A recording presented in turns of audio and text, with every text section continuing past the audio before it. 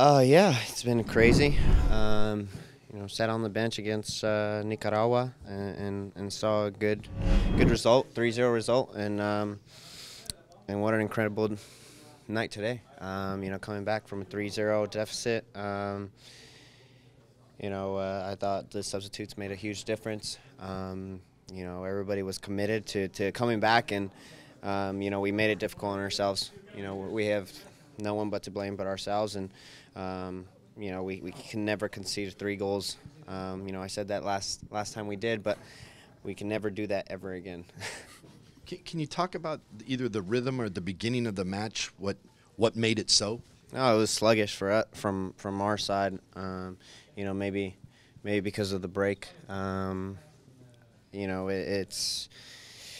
We just didn't come out to compete. Second balls, passes. We missed many passes, and it really took until they scored 3 goals to really turn it on. And I think that we were sharp, and we committed guys forward, and we scored the chances that we really had. When you got pushed up, can you talk about the momentum after Bruin's first goal? Yeah, Joven made an incredible difference, alongside Nuhu as well. But, those 2 crosses were immense. Even the other crosses that he had, the almost goal that he had, he was big tonight. And, that side we usually generate a lot. And then you have a guy like Calvin who also, runs up and down the field, wins his battles, his duels, and commits guys to defend. Those guys were incredible tonight. You get around the last man, your thought process as you're getting towards Wara? Don't miss, because I would have gotten a lot of crap for that.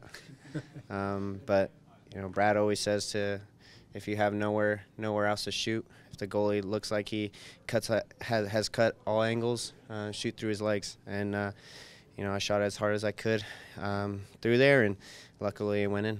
Did you think he was going to make a final move, or had you just said you made your mind up and said you were going to shoot from there? Yeah, I was planning on shooting from there. I think Joven was yelling for the ball.